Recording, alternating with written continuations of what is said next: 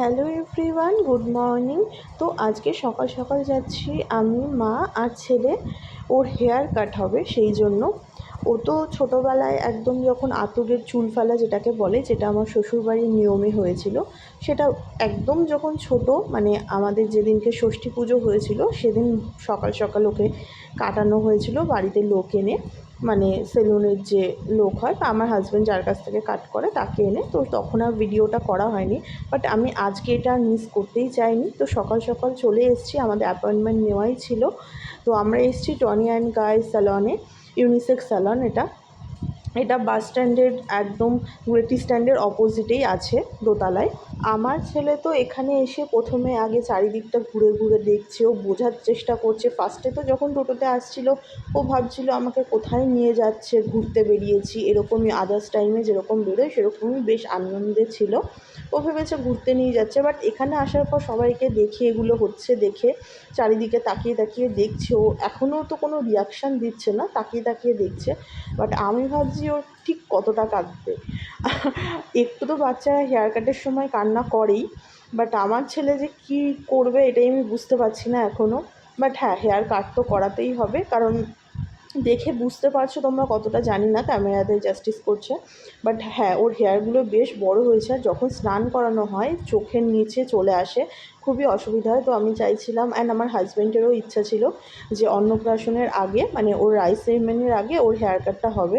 তো ওর main problem হচ্ছে black কালারের যখন এটা পরিয়ে দিচ্ছিল, এটা তো অনেকে গায়ে দেয়, তো এটাতে একটু একটু হেয়ার থাকেই, পুরো যতই পরিষ্কার করা হোক। আর তার থেকেও মেন কথা, বাচ্চাদের হেয়ার মানে ব্ল্যাক যে কোনো জিনিসে একটু বেশিই গরম লাগে। তো এটা দেওয়ার পরে একটু কান্নাকাটি করছিল, আর এটা বারবার মুখেও দিচ্ছিল, যেটা একদমই ওর হেলথের জন্য ভালো নয়। তো ওকে আমি সেই জন্য ফার্স্টে একটু বোঝানোর চেষ্টা করছিলাম যে এটা মুখে দিতে না, কিন্তু ওই বাচ্চাদের যেটা হয়, যেটা বারণ করা হয় সেটা বেশি করেই করে। তো তারপরেই দাদাটা ওর হেয়ার কাট স্টার্ট করে। প্রথম দিকে একটু কান্নাকাটি করছিল যে ফার্স্টে ওর সাথে কী হচ্ছে, বাট হ্যাঁ, আমার ছেলে এতটাই বুঝমান যে শেষের দিকেও যখন বুঝলো যে এটা ওকে করানোই হবে বা এটা ওর আজকে হবেই, এটার জন্যই ওকে এখানে আনা হয়েছে, তখন খুব একটাও কাঁদেনি, যথেষ্টই ছিল। আর ওকে একটু ভুলিয়ে ভালিয়ে রাখা হচ্ছিল, কখনো এসির রিমোট দিয়ে, কখনো ফোন দেখিয়ে, কখনো এন্টারটেনমেন্ট করে সবাই ওকে নিয়ে ওর সাথে খেলছিলাম। তো এরকম করতে করতে হেয়ার কাটটা পুরোপুরিও করতে চাইছিল বা করছিলও।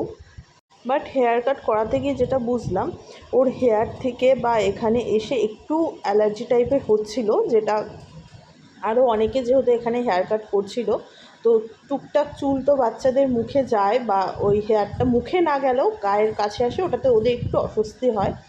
তো এত ছোট বাচ্চাকে তো কেউই কখনো আনে না স্যালনে। বাট হ্যাঁ, আমি এখনকার মডার্ন মা, আর আমার মনে হয় আমার ছেলে এগুলো আস্তে আস্তে হ্যাবিচুয়েটেড হওয়াই বেটার, কারণ এখনকার সবাই জেনজি মম, তো এগুলো চলেই। তো আর আমার ছেলে তারপরে লাস্টে ওর একটু খিদে পেয়েছিল বলে কান্না করছিল, তারপরে ওকে মুখে দুধ ধরে, তো ওকে ফিট করাতে করাতেই খাওয়া হচ্ছে, মানে হেয়ারটা কাট করানো হচ্ছিল। তো পুরোটাই ও করতে দিয়েছে। শেষের দিকে আবার এই দাদাটা মানে ছেড়ে দিয়েছিল, তখন আরেকটু দেখলাম যে কিছু কিছু ছিল, তো তখন আরেকজন দাদা আসলো যে ওর হেয়ার কাট করবে বলছিল। তো আমার ছেলে মোটামুটি সবটাই করতে দিয়েছে, লাস্টে এই ক্লিপটা ওকে দেওয়া হয়েছে। বাট ওর এখানে এসে যেটা দেখছিলাম, একটা জিনিস নিয়ে বেশিক্ষণ খেলছে না, মানে খেলছে, একটু খেলছে, তারপরে আর ওই জিনিসটা ভালো লাগছে না, ছুঁড়ে ফেলে দিচ্ছে, যেটা ওর এখন খুব বাজে অভ্যাস হয়েছে, সব জিনিস ছুঁড়ে ছুঁড়ে ফেলা। তো আমি ওকে ক্লিপটা এবার দিচ্ছি, এবার আর নেবে না ও, আবার অন্য আর একটা ক্লিপ চাই। ক্লিপেরও এখানে অনেক ভ্যারাইটিস ছিল, তো সেগুলো দিয়ে দিয়ে ওকে কিছুক্ষণ ফোলানো হচ্ছিল। হেয়ার কাটের পেছন দিকটা তো মোটামুটি হয়েছে, বাট হ্যাঁ, এবার তো ট্রিমার দিয়ে ট্রিম করতে হবে। কাট করা মোটামুটি হয়ে গেছে। তো এই সামনের দিকটা আমি ওকে বলেছি যে এই যে স্পাইক টাইপের করতে, একটু ফোলানো টাইপের যাতে থাকে, দেখতে ভালো লাগবে সব লুকসের সাথে, আর একটু হ্যান্ডসামও লাগছিল আমার ছেলেকে হেয়ার কাট করার পরে। আর সাইডগুলো যাতে ট্রিম করে সেটাই ওকে আমি বলে দিচ্ছিলাম, মানে এই দাদাটাকে। আর একটু ছোটো ছোটো হবে, আর একটু সেই বুঝে আমি ওকে বলে দিয়েছিলাম। আর আমি এখানে আমার লুকসটা তোমাদের দেখাচ্ছি। আমি একদমই সিম্পলভাবে এসেছি, কারণ আমি ছেলেকে নিয়েই পাগল হয়ে যাচ্ছি, যেহেতু এখন বাড়িতে সামনে একটা অনুষ্ঠান। তো আমি নেল এক্সটেনশন করেছি, সেটা একটু তোমাদের সাথে দেখালাম। আর এই জায়গাটাতেই আমি এর আগে বসেছিলাম, তোমাদের হয়তো মনে থাকবে, যখন আমার নিজের হেয়ার স্মুথনিং করার ছিল। আমি করেছিলাম হচ্ছে ন্যানোপ্লাস্টিয়া, না সরি, বোটক্স করেছিলাম মেবি, আমার ঠিক খেয়াল নেই ন্যানোপ্লাস্টিয়া বা বোটক্স। ওই ব্লগটা তো আছে, তোমরা দেখে নিও। এই যে এই দাদাটা এবার আসলো শেষের দিকে, আর একটু বাকি ছিল, সেটা এবার এই দাদাটা ট্রিম করে দিচ্ছে। ওই দাদাটা যেহেতু আর একটা মানে ক্লায়েন্ট ধরে নিয়েছে, তো সেই জন্য এই দাদাটা এসে শেষের দিকে করলো। আর ভীষণই ভালো হয়েছিল হেয়ার কাটটা। এখান থেকে তো এর আগেও আমি করেছি, তো জানি খুবই ভালো করে। তো সেই জন্য ছেলেকে আমি আনার এই রিস্কটা এখানেই নিয়েছি।